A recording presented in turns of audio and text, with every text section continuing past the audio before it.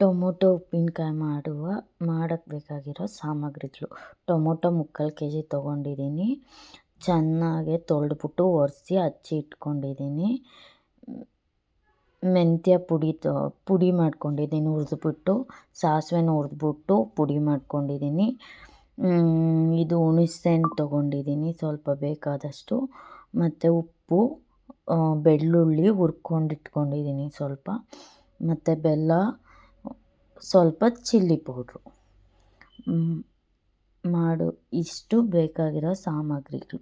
ಇವಾಗ ಮಾಡುವ ವಿಧಾನ ತೋರಿಸ್ತೀನಿ. ಒಂದು ತವಾಗೆ ಆಯಿಲ್ ಹಾಕಿ, ಒದ್ದೆ ಇರಬಾರ್ದು, ಆಯಿಲ್ ಹಾಕಬೇಕು. ಆಮೇಲೆ ಟೊಮೆಟೊ ಹಾಕಿ ತೆಗೆದಿಟ್ಟಿರೋ ಹುಣಸೆಹಣ್ಣು, ಒಂದು ಗೋಲಿ ಗಾತ್ರ ಹುಣಸೆಹಣ್ಣು, ಮುಕ್ಕಾಲು ಕೆ ಜಿ ಟೊಮೆಟೊಗೆ ಒಂದು ಗೋಲಿ ಗಾತ್ರ ಹುಣಸೆಹಣ್ಣು ಹಾಕಿ ಕ್ಲೀನಾಗೆ ಫ್ರೈ ಮಾಡ್ಕೊಳಕ್ಕೆ ಸ್ಟಾರ್ಟ್ ಮಾಡಿದ್ದೀನಿ. ಹುಳಿ ಟೊಮೆಟೊ ಆದರೂ ಯೂಸ್ ಮಾಡ್ಬೋದು. ಹುಳಿ ಟೊಮೆಟೊ ಯೂಸ್ ಮಾಡಿದ್ರೆ ಜಾಸ್ತಿ ಹುಳಿ ಇರುತ್ತೆ. ಹಾಗಾಗಿ ನಾನು ಸೀಡ್ಸ್ ಟೊಮೆಟೊನೇ, ಆಪಲ್ ಟೊಮೆಟೊನೇ ಯೂಸ್ ಮಾಡಿದ್ದೀನಿ. ಅದಕ್ಕೆ ಸ್ವಲ್ಪ ಹುಣಸೆಹಣ್ಣು ಹಾಕ್ಕೊಂಡಿದ್ದೀನಿ. ಇದು ಚೆನ್ನಾಗೆ ಫ್ರೈ ಮಾಡ್ಕೋಬೇಕು. ಲೋ ಫ್ಲೇಮಲ್ಲಿ ಇಟ್ಕೊಂಡೇ ಫ್ರೈ ಮಾಡ್ಕೋಬೇಕು. ಕೈ ಆಡಿಸ್ತಾನೇ ಇರಬೇಕು. ಅದು ಫುಲ್ಲು ಸ್ಮ್ಯಾಶ್ ಆಗೋ ತನಕ ಈಗ ಇದು ಸ್ವಲ್ಪ ಸ್ವಲ್ಪನೇ ನೀರು ಬಿಟ್ಕೊಳಕ್ಕೆ ಸ್ಟಾರ್ಟ್ ಆಗಿದೆ. ಹೀಗೆ ನೀರು ಬಿಟ್ಕೊಳುತ್ತೆ, ಬೇಯೋಕ್ಕೆ ಸ್ಟಾರ್ಟ್ ಆಗುತ್ತೆ ನೋಡಿ. ಇವಾಗ ಫುಲ್ ನೀರು ಆಗಿಬಿಟ್ಟಿದೆ. ನೀರೇನು ಇಲ್ದಂಗೆ ಫುಲ್ಲು ಡ್ರೈ ಆಗಬೇಕು ಇದು. ಈಗ ಸ್ವಲ್ಪ ನಾನು ತೊಳೆದಿಟ್ಟಿರೋ ಕೊತ್ತಂಬರಿ, ಅದು ಅಡಿಷ್ನಲ್ಲು, ಹಾಕಾದರೂ ಹಾಕ್ಕೋಬೋದು, ಹಾಗೆ ಆದರೂ ಮಾಡ್ಬೋದು. ಲಾಂಗ್ ಟೈಮ್ ಇಟ್ಕೊತೀನಿ ಅಂದರೆ ಕೊತ್ತಂಬರಿ ಬೇಡ ಹಾಕೋದು. ಹಾಕ್ಬಿಟ್ಟು ಚೆನ್ನಾಗಿ ಸ್ಮ್ಯಾಶ್ ಆಗೋ ತನಕ ನೋಡಿ. ಈಗ ಸ್ವಲ್ಪ ಉಪ್ಪು ಹಾಕಿದೆ, ರುಚಿಗೆ ತಕ್ಕಷ್ಟು ಉಪ್ಪು, ಬೆಳ್ಳುಳ್ಳಿ, 1 ಸ್ಪೂನಷ್ಟು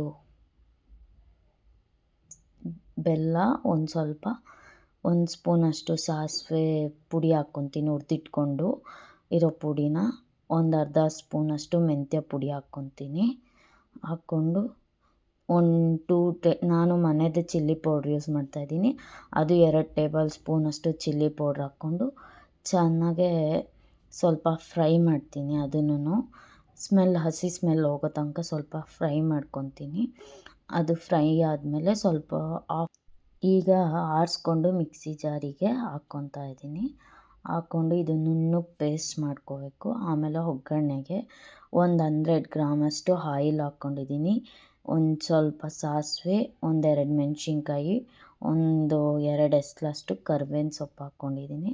ಹಾಕ್ಕೊಂಡು ಸ್ವಲ್ಪ ಫ್ರೈ ಮಾಡ್ಕೊತಾ ಇದ್ದೀನಿ ಅದನ್ನು. ಅದು ಸ್ವಲ್ಪ ಕಲರ್ ಚೇಂಜ್ ಆಗೋ ತನಕ ಫ್ರೈ ಮಾಡ್ಕೋಬೇಕು. ಮಾಡಿಕೊಂಡು ಲೋ ಫ್ಲೇಮಲ್ಲಿ ಮಾಡ್ಕೋಬೇಕು. ಆಮೇಲೆ ರುಬ್ಬಿಟ್ಟಿರೋ ಮಿಕ್ಸ್ಚರ್ನ ಹಾಕ್ಬಿಟ್ಟು ಚೆನ್ನಾಗಿ ಮಿಕ್ಸ್ ಮಾಡೋಕ್ಕೆ ಸ್ಟಾರ್ಟ್ ಮಾಡಬೇಕು. ಅದೇ ಥರ ಅದು ಆಯಿಲೆಲ್ಲ ಸ್ವಲ್ಪ ಇಂಗಿ ಮತ್ತೆ ಬಿಡೋಕ್ಕೆ ಸ್ಟಾರ್ಟ್ ಆಗುತ್ತೆ. ಅಲ್ಲಿವರೆಗೂ ಫ್ರೈ ಮಾಡ್ಕೋಬೇಕು. ಇದನ್ನು ಲೋ ಫ್ಲೇಮಲ್ಲೇ ಫ್ರೈ ಮಾಡಬೇಕು. ಯಾಕೆಂದರೆ ಜಾಸ್ತಿ ದಿನ ಇಟ್ಕೋಬೇಕು. ಮತ್ತು ಮಿಕ್ಸಿ ಜಾರ್ದೆಲ್ಲ ತೊಳೆದ್ಬಿಟ್ಟು ನೀರೆಲ್ಲ ಹಾಕ್ಕೋಬಾರ್ದು. ಯಾಕೆಂದರೆ ತುಂಬ ದಿನ ಇಟ್ಕೊಳೋದಾದರೆ ಕೆಟ್ಟೋಗ್ಬಿಡುತ್ತೆ, ಬೇಗ ಹಾಳಾಗುತ್ತೆ. ಇದನ್ನು ಹಾಗೆ ನಾವು ಸ್ಟೋರ್ ಮಾಡಿ ಇಟ್ಕೊಬೋದು. ಒಂದು ಏರ್ ಟೈಟ್ ಬಾಕ್ಸಲ್ಲಿ 1 ವೀಕ್, 10 ಡೇಸ್ ಎಲ್ಲ ಇಟ್ಕೊಬೋದು ಆರಾಮಾಗೆ. ಎಲ್ಲರೂ ಟ್ರಿಪ್ಪೆಲ್ಲ ಹೋದರೆ ಆರಾಮಾಗಿ ಕ್ಯಾರಿ ಮಾಡ್ಬೋದು.